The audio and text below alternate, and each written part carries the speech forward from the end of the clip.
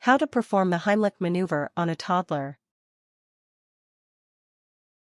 It's common for toddlers to put items and food in their mouths. Sometimes, this tendency can cause a toddler to choke. Children can lose consciousness quickly, so it's important to know how to effectively clear the airway by performing the Heimlich maneuver. If the Heimlich maneuver fails to dislodge the item obstructing the airway and the child becomes unconscious, you'll need to move on to CPR.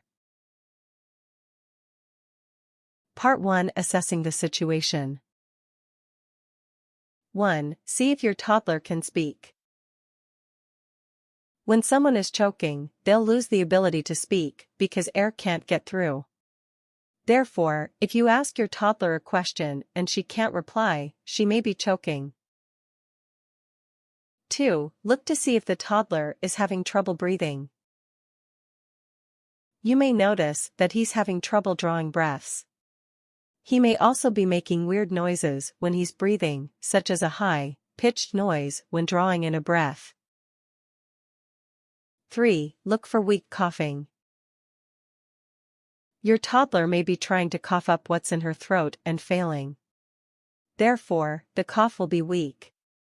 A heavy cough likely indicates that enough air is getting through that she's not choking.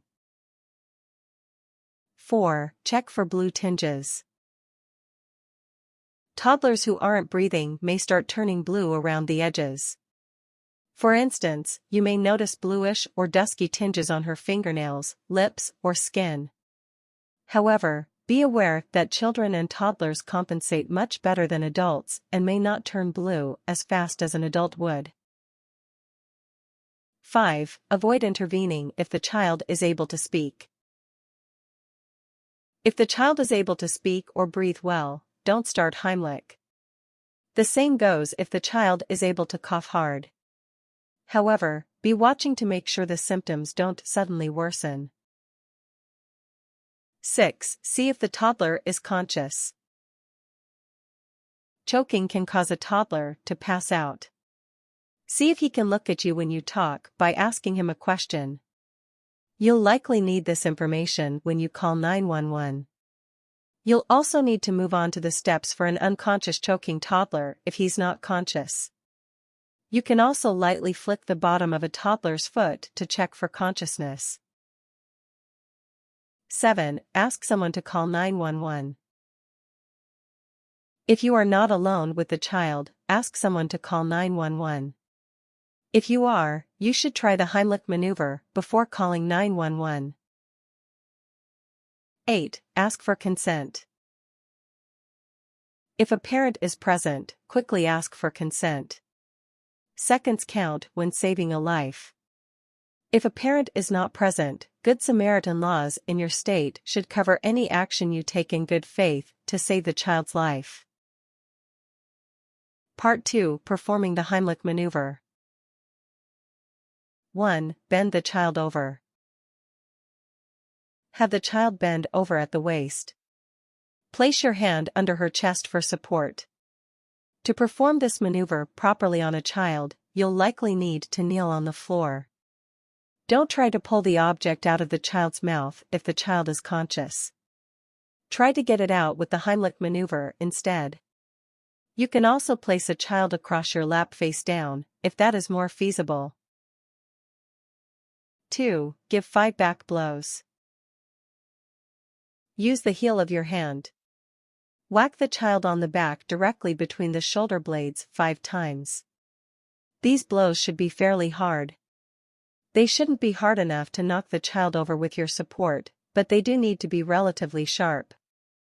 The American Heart Association doesn't teach back blows when performing the Heimlich. The Heimlich alone, abdominal thrusts, can be effective without them. Look to see if the object has dislodged. You may see the object fly out, or you may notice the child has started breathing again. 3. Place your fists. Put your arms around the child.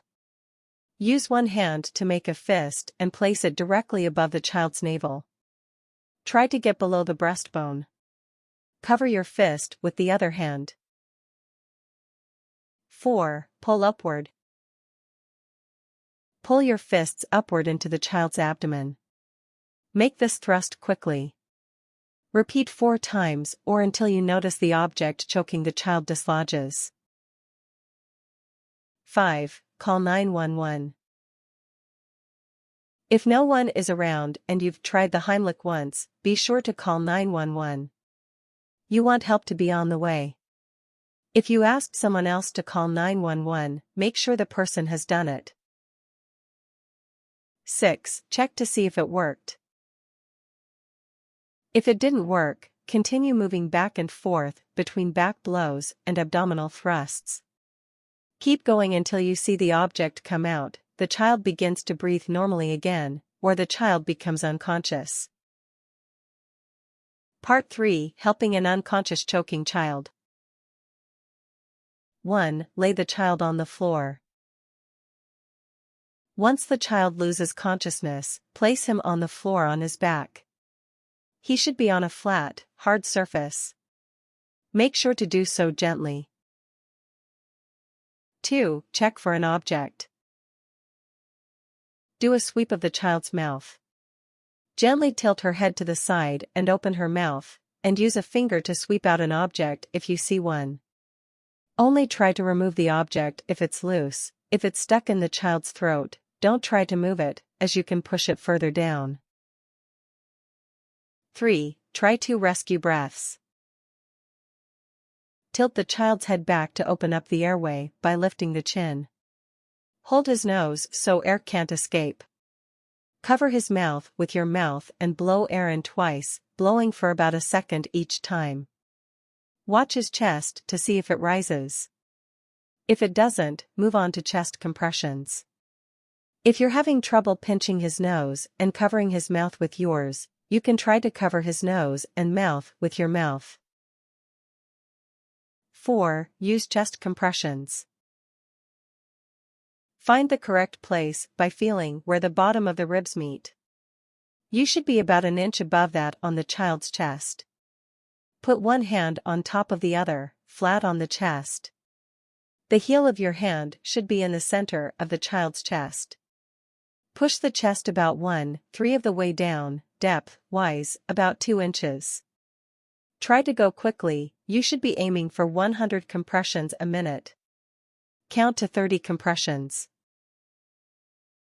5. Check for an object again. Your chest compressions could have dislodged the object that was choking the child. Open her mouth and look. Use your finger to sweep out any object. Check to see if the child is breathing by watching her chest. 6. Continue with CPR. Continue switching between 2 rescue breaths and 30 chest compressions, checking for an object in the mouth in between. Always remember to tilt the child's chin up for the rescue breaths. Keep going until the child's condition changes or help arrives to take over. 7. Seek immediate medical attention.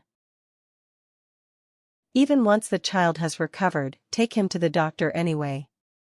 You want to make sure she suffered no permanent damage. Tips. Consider signing up for a CPR or first aid course to practice these techniques and learn more about rescue.